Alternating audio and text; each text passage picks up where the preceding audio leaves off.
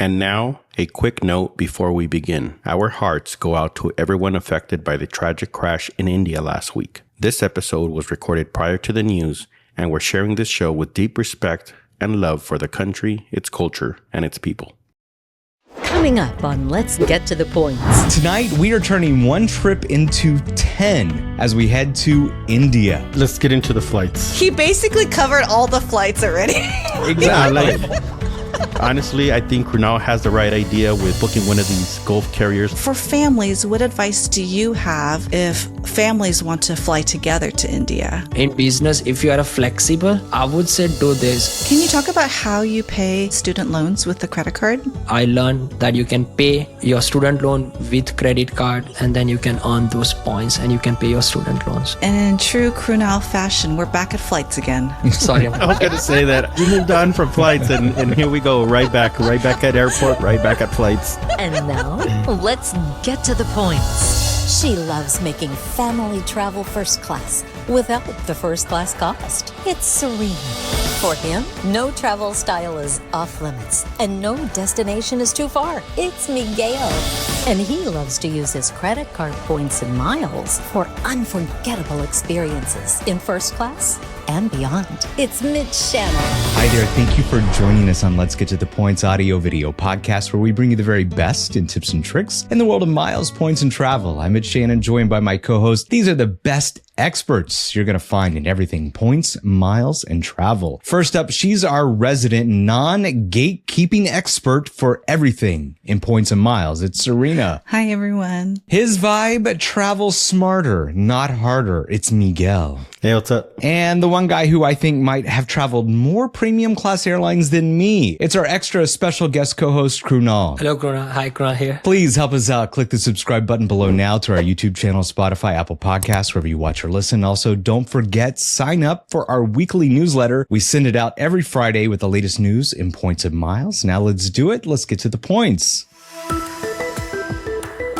Tonight, we are turning one trip into 10. That's possible, yes, as we head to India. Ancient cities, beaches, jungles, deserts, luxury hotels, delicious food. And if you're into points and miles, your stockpile's gonna go a lot further here. Whatever type of traveler you call yourself, India's got it for you. One day you're living it up in a palace, and then the next day you're hiking a mountain.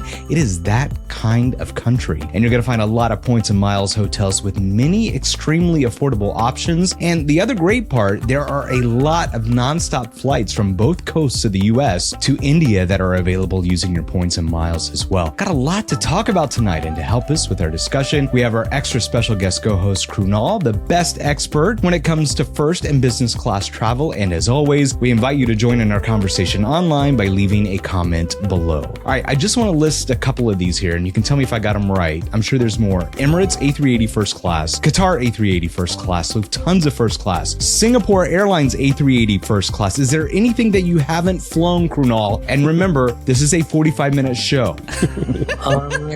Etihad is still, but it's on radar for this year. So I kept that. Etihad A380. British A380, but I'm not like that fascinated about British A380. But still, I'll give it a shot from here to London, from Dallas. But now they have stopped, so I'll go to San Francisco and San Francisco to London Heathrow. But other than that, no, yeah, major airline I covered pretty much on A380. And Lufthansa 747, but that's not A380, so. But it's kind of like the A380, right? It's the queen, not the king, right? It's a double-decker. Yeah, it's a queen, so that much. And apart from that, of course, Qatar is Q-Suite, so that's pretty much relaxed ride from North America to India whenever you are going. Air India as well, so it's pretty much great. And then Etihad on their 787, A350, so that's pretty much. And then Singapore A350 extra long range. that flies from, of course, Singapore to JFK. So that has been a pretty great ride. But that also I traveled from India to Singapore to New York, back to just to fulfill that kind of desire. I want to finish longest ride, kind of good amount of aircraft so far with airline. Hopefully now there are other. So I want to fly one more, of course, as I said, Etihad. So that will be next, hopefully. For me, like I need to get a visa. So I have those aircraft and product which I want to experience. The only thing is restraining is like a visa. So So we'll get a Shenzhen visa and then we'll start flying those aircraft. So those are the timeline I have in my mind. So were you naming different aircraft? Were you counting? I heard a lot of numbers. I was trying to go for a both because I was trying to recall and I was going through the timeline. So Qatar, A380, 777, A350. So all majorly almost 3 aircraft, and same with Emirates, Etihad with same, then Air India. So yes, major airline, then Lufthansa. So I was trying to calculate both and aircraft and airline as well. You're what people call an av geek or aviation geek, right? I know you do plane spotting. I think you were doing it this weekend as well. Yes. This weekend it was a meetup, and in the flight from Hong Kong to Dallas Fort Worth, they started Cathay Pacific. So they made their inaugural flight, but it was kind of raining, so did not get a chance to spot on their 18L runway at Dallas Fort Worth. So yes, this week I did that and got a good shot, hopefully. So it was pretty great to do A350 again, because that's the most effective aircraft you can fly if you are flying on a long range distance. So that's pretty great, I would say. Oh my God. You know runway numbers. I mean, Yeah. Do you guys keep track of runway numbers? That's more than my expertise. That I have a limit. That's mine. Yeah, I don't know.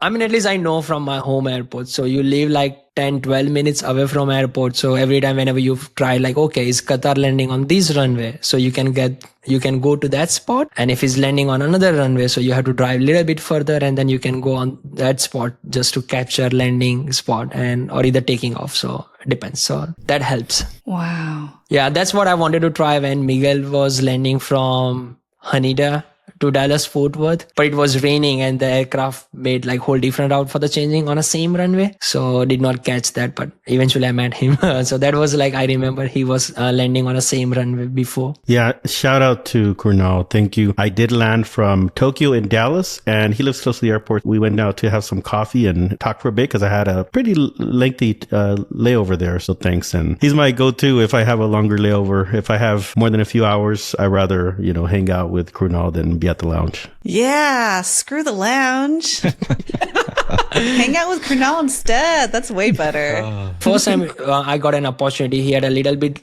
delayed flight, and then we went to Whiskey Cake. So that's where we had a great time. And then I was like, if you're here, you have a long layover, please message me. If I'm in town, I will be there in 11 minutes precisely. So that is the restriction with Krunal, right? If he's in town, because he travels a lot. He's always back at the airport. Airport is kind of like a home. So it's better to make travel and fly different cities. But it's always great to meet. If you guys are in town, please message. I would be happy to meet and show you around. Yay. Let's do it. I actually want to go with you to India, Krunal. Yeah, sign up. We're going. We're going next year. I already signed up. Let's do it for Holi. Options we have, either we can fly from Dallas, it can be Qatar, of course. Then if we can fly from San Francisco, so we have option Singapore, Air India non-stop if you want to experience. If you're flying from JFK or EWR to Delhi non-stop, then Air India A350, so we can fly that as well. If we are flying from Toronto, so we can fly Etihad A380 again to Abu Dhabi and Abu Dhabi to Delhi. Maybe Emirates, we can make a stop from East Coast to Europe and then from Europe to India, experiencing 2 different aircraft because one's not enough.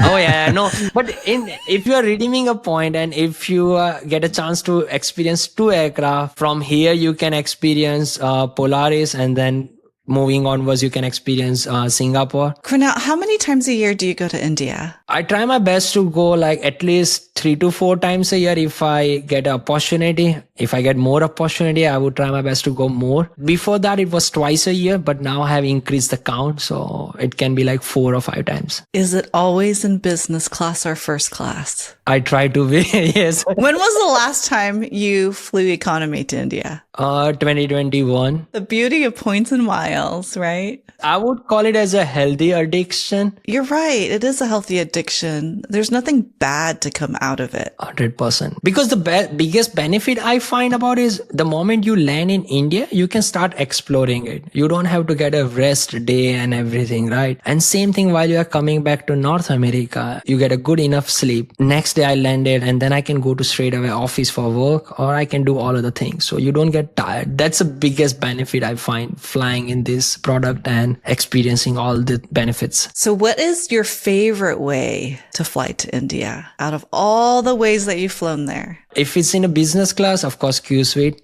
That's the best. And if I mix or match routes and aircraft, then it can be Singapore and Emirates. Flying from here to Europe. So North America to Frankfurt would be Emirates. And then from Frankfurt to Singapore, and then Singapore to India, A380 all the way, because Singapore flies A380 to Delhi and Mumbai. I enjoy spending more time on plane, honestly. People don't. I mean, sometimes I heard. Yeah. If I get like 2 or 3 aircrafts, I would enjoy a lot. So that's the best way I feel. And if you want to save time in that regard, I would say flying non-stop, that would be San Francisco to Bangalore, because that's 777-200 LR aircraft, and that is leased from Delta. So Air India operates their aircraft. So basically you are experiencing Delta One, but within Air India amenities and Air India crew. And now they have started A350 from North America to Delhi non-stop. So those aircraft. So these are my couple of ways to fly India non-stop, or pretty much in a good way. All right, let's get into the flights. We don't even need you, Miguel. I think we're good. He basically covered all the flights already. Exactly. Yeah, you already covered everything. Okay, Krunal, how many times have you flown Q Suite so far? Last year it was pretty great count. If I remember correctly, it would 7 times. Oh my gosh. You lucky. I was happy because I do it once a year. You better up your game, Miguel. You asked him for his count, and he didn't say his total. He just said, well, last year it was 7 times. Yeah. Mr. Q Suites. Krunal, tell us, how are you booking these Q Suite flights? What's your favorite way to book? Favorite way to book would be, of course, while checking their availability. Qatar pretty much shows now their calendar way. So that is useful. And of course, using tools such as Seats.aero, finding availability through that, and can be booked if I find availability on Alaska Mile. So that is first way. Second way would be booking through British, because we can transfer avios to British and Qatar both. So third way would be booking through straight away with Qatar. I haven't done redeeming or booked Q Suites through JetBlue point. I don't have that much JetBlue point, but that is like I haven't booked yet. So 3 ways usually: British, then Alaska, and then Qatar itself. And American, yes. Initially I used to book when they have availability more through AA points, American airline points, but now it's very hard to find availability of Q Suites on American airline. Yeah, I've noticed that there hasn't been a lot of availability to book Qatar Airways using American Airlines miles. That used to be a lot more common. I think you might see it every now and then, every few months, maybe there'll be like a dump where they get some, but lately it's been very, very rare. I mean, there might be 10 total seats for an entire year when looking through Seats.aero. So if you see that, definitely book it, because it's one of the better options, but it's not that common. 100%. Emirates, if you book a business class, sometime you can find cheaper flight flying from here to Dubai, like a cheaper economy, sometime like a Mistake Faro type. So you book through a business class with a cash. And then when you go at the counter, you can use expert flyer just to see how many seats they have sold or how many seats have been still like open. Go at the counter and ask them like, hey, I can see 2 seats available. 1 seat still is showing is open, and ask them like, can we get an upgrade? So they give me 2 options. Either you can use cash or either you can use points. So of course, not gonna pay cash because cash it's a hefty amount. I asked them about the point and they says like this. I was like, hold on 30 seconds, open Amex app, straight away transfer to Emirates. And they asked them like, can you refresh your page? And they're like, yes, we can see points in your account, and booked through that. Have you ever had any issues with glitches when you're transferring on the spot, or it's been okay for you so far? So far it's been okay. Trust me, touch wood, no glitches so far. Same thing I did for Q Suite as well. While flying from like Mumbai to Doha, I had 2 seats booked from my mom and for me. My youngest brother, he was also flying with us, but his schedule was uncertain. So I booked economy for him and I used the same method. And at that time, when you go in India and ask them like, hey, I can see seats, and he was surprised, like, how can you see open seats and available? I transferred from Amex to Qatar account, and then I was able to book. I mean, even though it's a 3-hour flight, but yes, it was pretty cheap because economy was $253. I precisely remember for 3-hour flight. Then I paid like 15,000 points to upgrade from economy to Q Suite. So he enjoyed 3-hour flight. That's pretty good. Yeah. At least I know now that part, so you can use that point as well. Do they always have Q Suite from India to Doha? Is it always the Q Suite configuration? From Bangalore and from Mumbai, yes. They fly A350. over there, these two airports. So during Diwali, when I went back last year, so I flew from Dallas, Doha, Ahmedabad. That's my hometown airport. So Qatar flies over there as well. But my younger brother, he flew from Miami, Doha, Bangalore. So all the way Q suites from North America to India. We both met at Doha airport, but his flight was like running late. So we had only 50 minutes, but at least we were able to meet at Al Morjun business class lounge. And then he had to run. I had more time to spend. So he was jealous about that.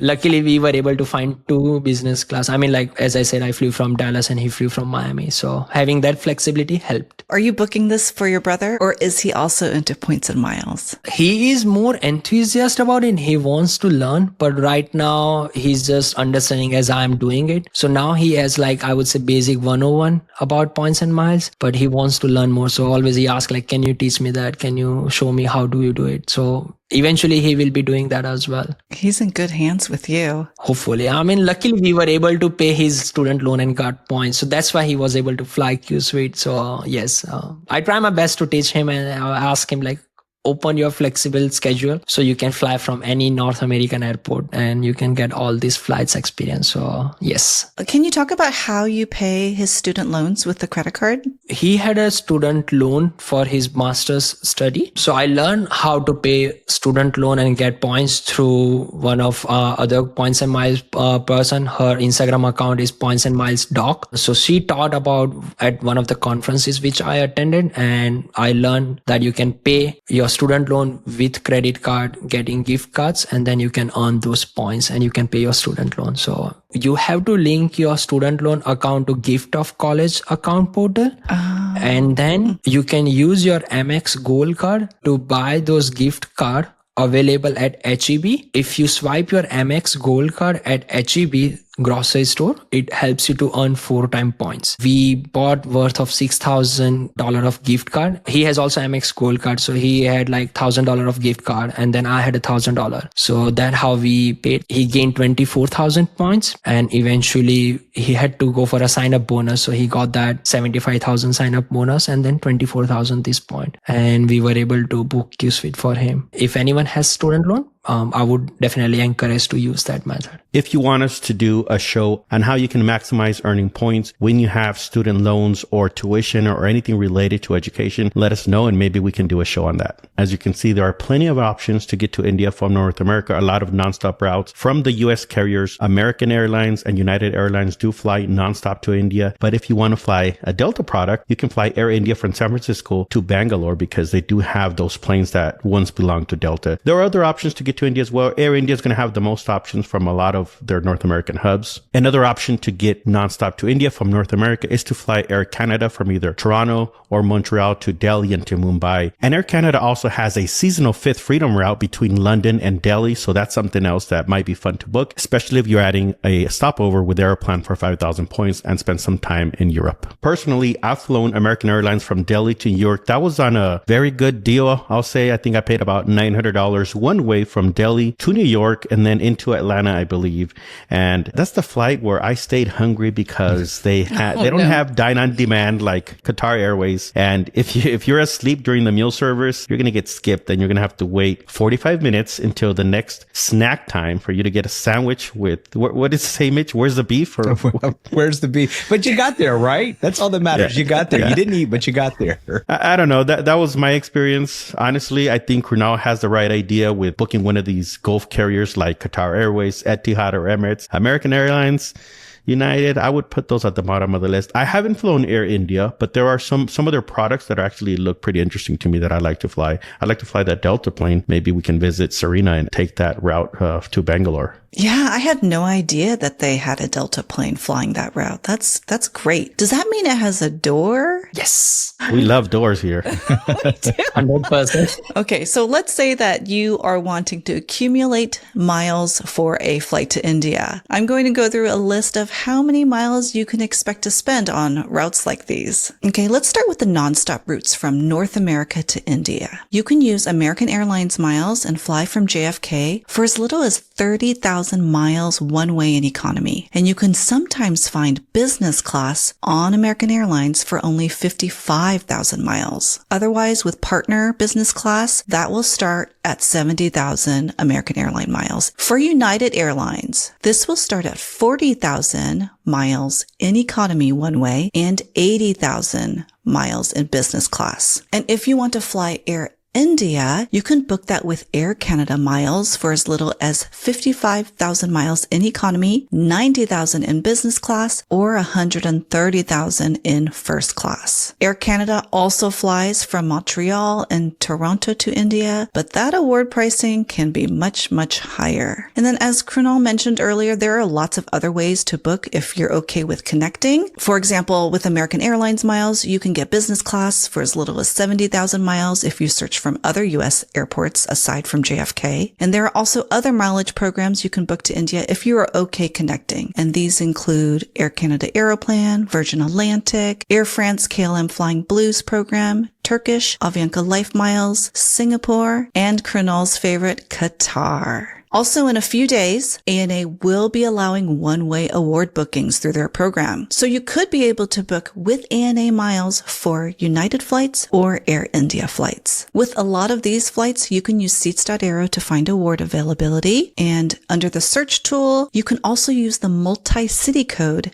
IDA to cover all the large airports in India. And there's also one more option, right, Miguel? Well, you covered it, but I want to say why it's such a good deal. Earlier this year, we sent out to our newsletter subscribers a new sweet spot, if you will, on how to get to India, and that is booking the Virgin Atlantic through London. Virgin Atlantic has dynamic pricing, so you can find business class from North America to the UK for as low as 29,000 points. From the UK to India, you could book that in business class for as low as 23,000 points. If you find good dates and you're able to pair both of those at their lowest pricing, that means that you get from North America all the way to India for as low as 52,000 points. The way I was able to find the best dates to pair those two segments is using Seats.aero. I sorted business class flights between North America and the UK, found the dates for 29,000 points, and then did the same thing from the UK to India and found the ones that were 23,000 points or the lowest price. And then I paired those, and whatever dates kind of matched up, even if you create your own stop over there in London,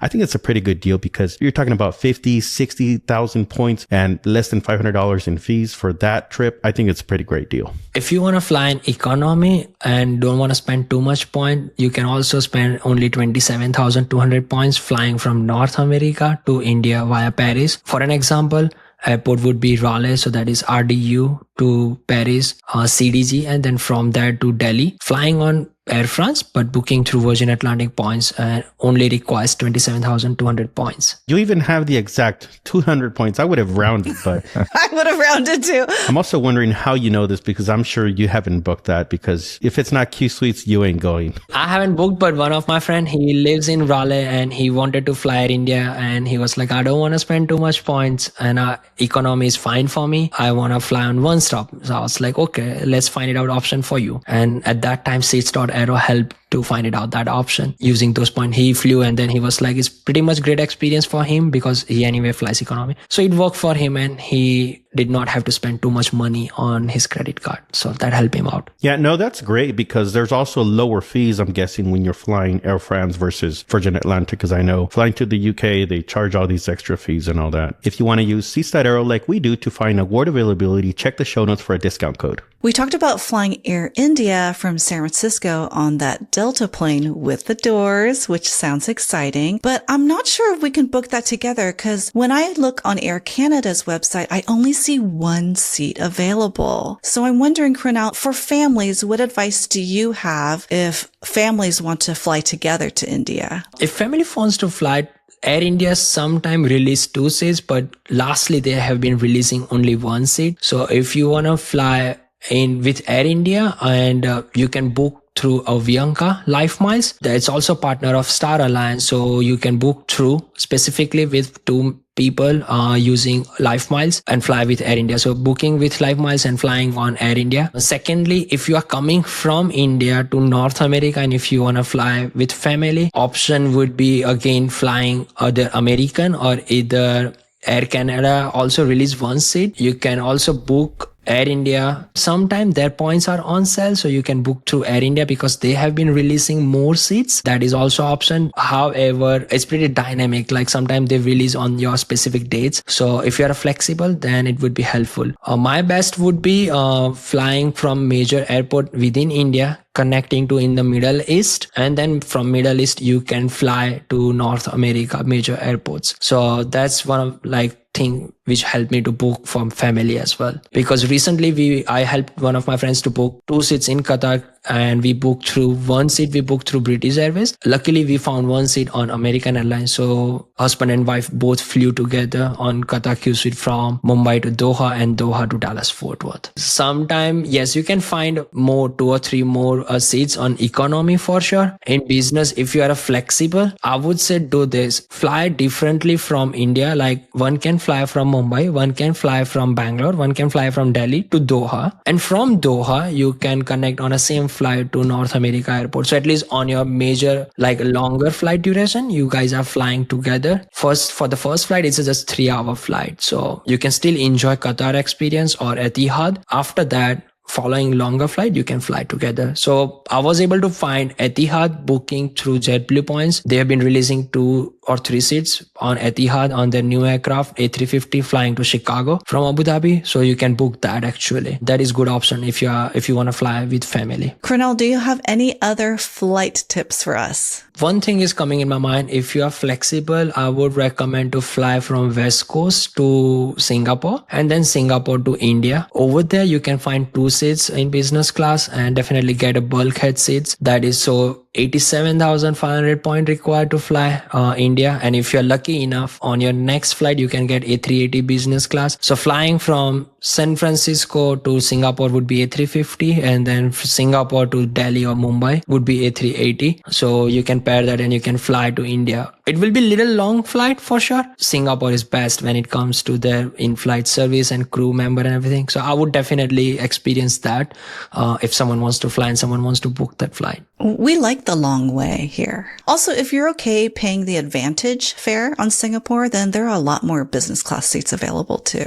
100%, yes. So it's a great option for families as well. One quick note that I think it's important that we do mention, and Krunal, maybe you can help us with this, is you got to have a visa if you're a United States citizen before you're going to go to India, because that's what we did when we were flying Singapore Airlines first class on the A380. We were transiting, but I didn't want to risk it, and I wanted to get a visa just in case they made us enter the country. So I had that as a backup. But if you are going to be going to India, you are going to be needing to get a visa, but you can do it online and you can do an e-visa. Mitch, was it necessary to remind us that you flew Singapore first, A380? You could have just said, I transited through India and I got a visa, but I feel context is helpful to the conversation. So that's why I like to give a little bit of extra there. I'm not sure about Serena, but we all three flew that A380 on that same route. I have not. I did Singapore to Delhi. Delhi? Okay, cool. Yeah, they fly A380 on both Delhi and Mumbai. I flew to Mumbai. No, I did New Delhi. Same exact as Miguel. Does it make a difference, Krunal, which one? No, it's just few minutes added if you are lucky, but the flight amount time is same. For me, Mumbai is closer to my home, so I flew Mumbai. And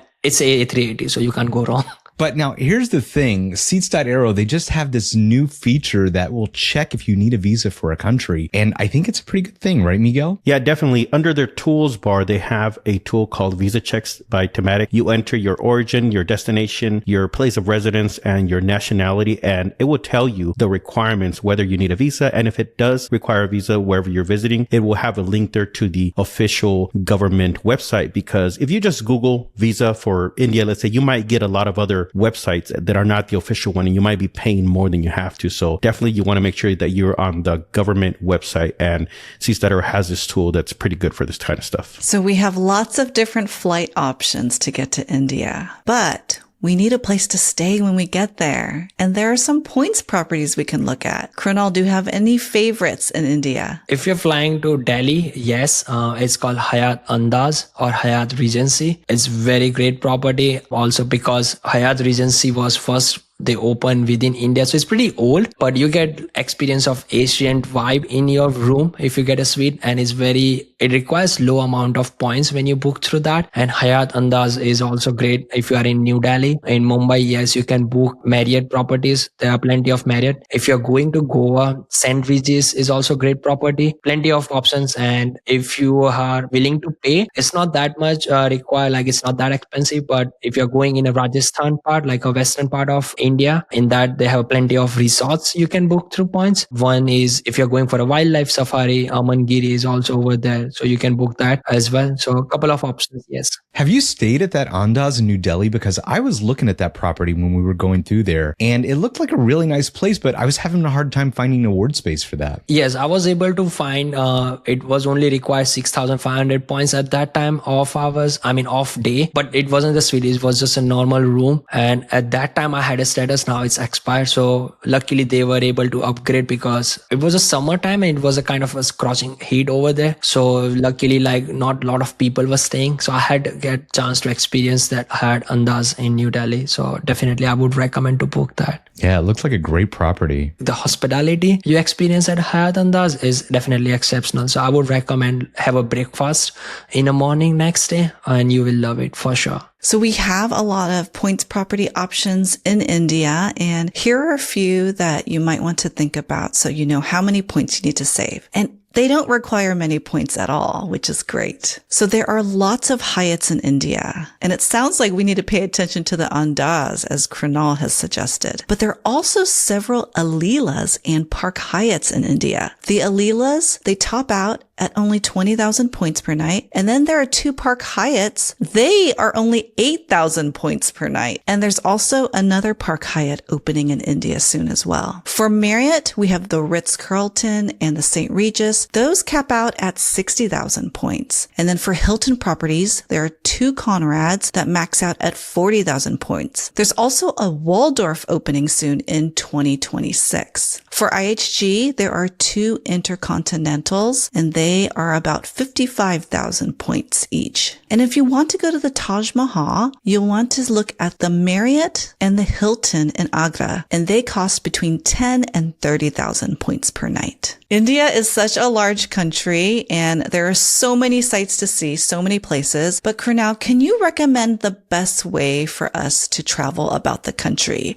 I know that there are trains that are actually super fast, right? Or you can hire a private driver. What do you recommend? I would say hire a private car driver. That would be the best. For an example, if you want to go from Delhi to Agra to visit Taj Mahal, getting a car with a private driver would be the best option. It will save your time. But if you want to experience train, there is also train going from Delhi to Agra every day. Plenty of options, and it's very safe, trust me. So you can experience also train ride. But if you're going from north part of India to south part of India, at that time, I would definitely recommend to fly north through train, because train gonna take more time. If you are traveling like northern part of India, like let's say from Delhi to Jaipur, there you can take a train. That would be the best option as well. For a shorter time, or if you're time crunch, I would say get a car, and if not, then train, and if not, if it's a longer duration, then a flight for sure. Krunal, how would we find a private driver? Is there a website, or do you have a family member that can pick me up? Oh yes, yes. If you are going to India, any part of India, I can arrange for you.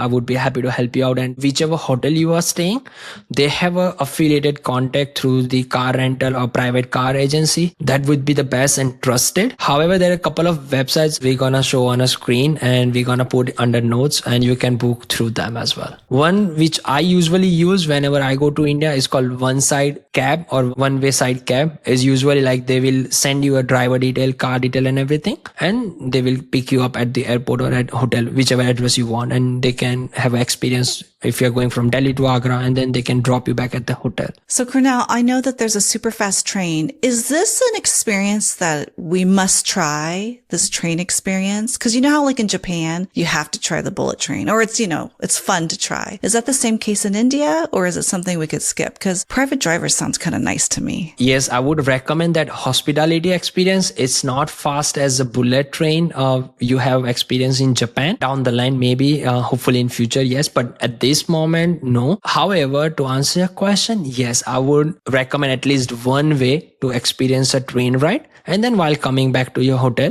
you can have a private car, and then you can be reaching at hotel through car. So you can save time, and at the same time, you can experience train ride. Okay. Also, the best time of year to go to India. What do you recommend, Krunal? It depends, because honestly, why I say that, India is so diverse. So for summer, I won't recommend to go western part, because it's just scorching hot. What we have same in Texas, you have a same experience. So you won't be able to enjoy all things, right? At that time, like in a summer, you can visit northern part of India, like a Kashmir, or like north part of India, Punjab and everything. You can also go in a southern part of India, like a Kerala, Bangalore and everywhere. However, the month would be avoid June and July to visit Mumbai, because it's raining heavily. So don't go over there. Your flight might delayed and you might have to stay there. So to visit, I would say September to February, it's an ideal time to visit any part of India. You can experience also snow if you're going eastern part of India, and you can also visit, like stay in a desert over there in a Rajasthan, like in a Jaisalmer or in a Jodhpur over there. So you can experience whole experience, like traditional authentic dance. The way we experience desert safari in Dubai, it's not a safari, but it's a desert life experience. You can get authentic food, and then you can get traditional folk dance and staying in a tent and everything. So yes, I would say September to February would be the best time to visit. The safari I want to do is the tigers, because I know India has, I believe, the biggest population of wild Bengal tigers, and that seems like a pretty fun experience. I don't know if you have seen that car or not. It's a gypsy car by Maruti. It's an open car. You can stand there and you can experience everything, and it's pretty safe. A lot of people are doing that. Tigers and as well as lion as well. So both. It's a great experience to stay over there, jungle, and then experience local authentic food, and at the same time go out and spot lions and tigers. I want to add one more point. If you are traveling India, instead of a best time, I would say go during festival season. For an example, like let's say you can go to Diwali. So Diwali usually in a November or October end or November beginning. Go during the Navratri festival. It's a 9-day of festival, colorful and everywhere. Western part of India, majorly in Mumbai and in Gujarat. There is also like other festivals during Holi. Along with the timeline, I would say go India during festival season. That's when I'm planning on going. I definitely want to go during the Holi festival. So I think Krunal and I are going to head over there next March, beginning of March next year. So, and hopefully we can do so in Q Suites. 100%, sir. Let's do it. And that's our goal. What else? Maybe it'll be Q Suite 2.0. That's right. Yeah. The next gen. Yeah. Hopefully they announce date and we can experience that. But let's go during that March. I'll try to find the date for Holi March. So better to reach there at least 2 days before. Mm-hmm. So we can experience local thing. And then on the day of Holi, we can experience all activities. Okay. I want to go now too. Let's go. So basically we need to find 4 seats now. I'm going to fly the Delta one with the doors. Oh, yes. And using that also same amount of point. I don't know if I mentioned or not, but if you book a flight through Life Miles, if you add extra leg in India, it won't cost you extra miles. So how I flew is from San Francisco to Bangalore, Bangalore to New Delhi, and New Delhi to Ahmedabad, where I live. I added 2 more flights because I wanted to experience local regional business class on Air India. Yeah, and in true Krunal fashion, we're back at flights again. Sorry. I was going to say that. I was like, hey, we moved on from flights and here we go, right back at airport, right back at flights. I lost the track, sorry. The moment you mentioned about the door, and I was like, oh, this is a great tip. I should have mentioned before. Krunal, that's enough with the flights. We get it, okay? How about food and activities? Can you recommend some for us? I would highly recommend to experience street food if you go any city, like all the cities have their local food experiences. So if you're going to Delhi, if you're going to Mumbai, Agra, if you're going to Jaipur, or if you're going to Jodhpur is kind of my hometown, or Jaipur as well. So I would recommend having food walk tour. That is step one. And yes, experiencing authentic traditional food, that would be the best. So if you're going for a restaurant list, I would say in a New Delhi restaurant called Indian Accent is kind of like listed top 50 restaurants across the globe, I believe. Definitely have a food over there. You will love the experience. And then secondly, if you're in Mumbai, there is also great places in restaurant over there. The Taj, like basically Taj Lens Hotel. So you can have a food over there as well. Then there are other restaurants. And if you're visiting Gujarat, like let's for an example, for an experience, typical Gujarati food is also worth to have an experience adding your list. It's not that spicy. So definitely everybody can handle the level of spiciness. Yes. If you're visiting southern part or eastern part of India, they have plenty of variety of dishes. You must have heard called dosa, so to experience that as well. So that comes from southern part of India, so definitely recommended to have experience of street food. Well, I'm ready, but I'm going to book my food tour with you because I need to go to India with you. You don't need to book tour. I'll take you and I'll get you the best authentic food, and you will like, I want to live here because I believe we kind of share common food because we like kind of spicy food. So you will love it. You'll be like, I want to stay here. I want to get all the spices in my bag while going back to US. So I got you. We are going Holi, street food and experiences of safari. I kind of don't want to wait till Holi. I kind of want to go like sooner. Diwali. You can Diwali. Diwali is October 20 this year. We can fly twice. I mean, there is nothing wrong. Why not?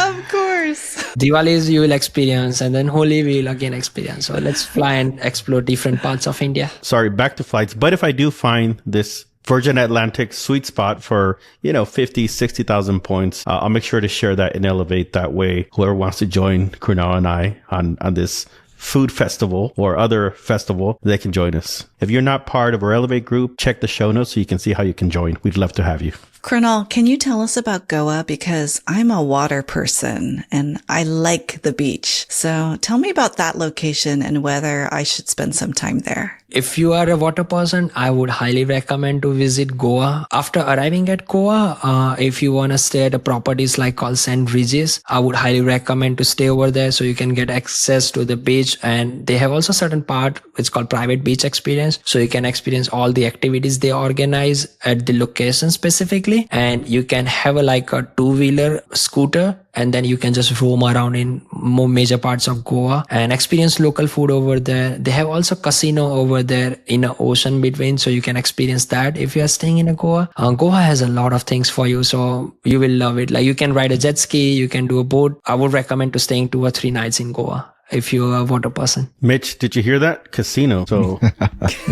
doesn't somebody in your family like casinos? Yeah, my mother-in-law, our tween, she loves casinos. But here's the thing, I'm down with India and everything, but I have a question about this tiger and lion experience. So when I'm in this cage protected car, how strong are these cages? That's my only concern. Because I've seen a lot of video of people getting eaten by the lions and the tigers. For real. I just want to know, how are these cages? What cage? He said it was open. Yeah, that's what I'm talking about.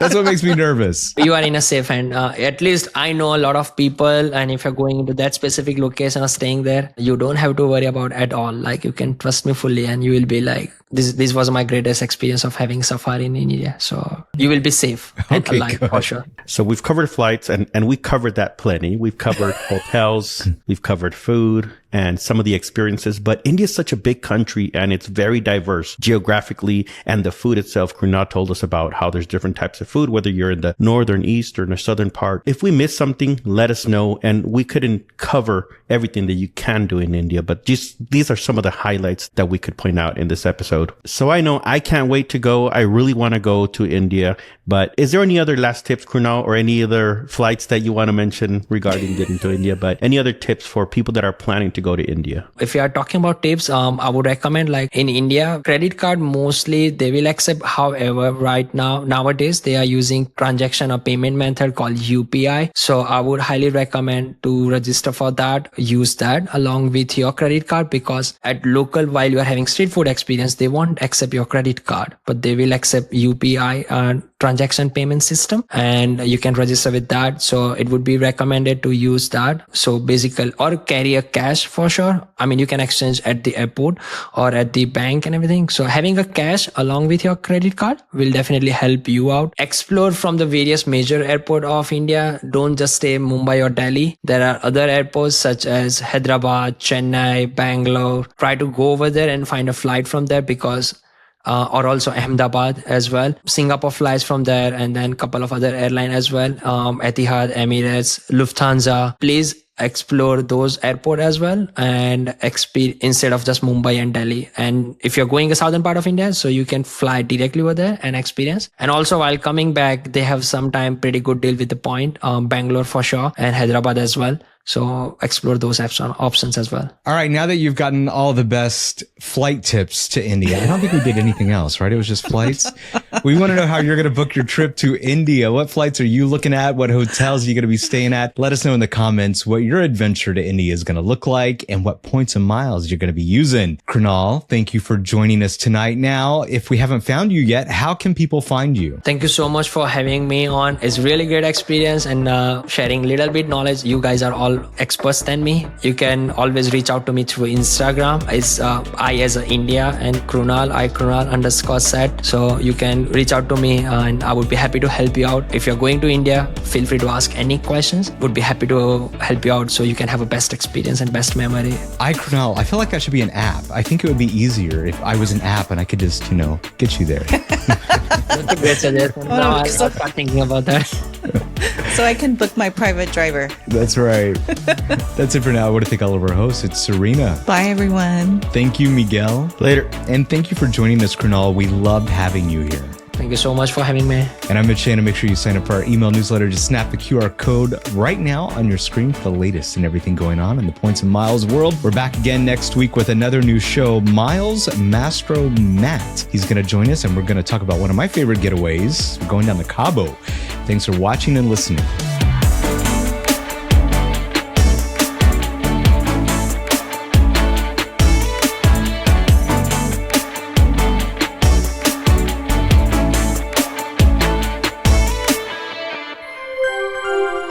Let's get to the points.com.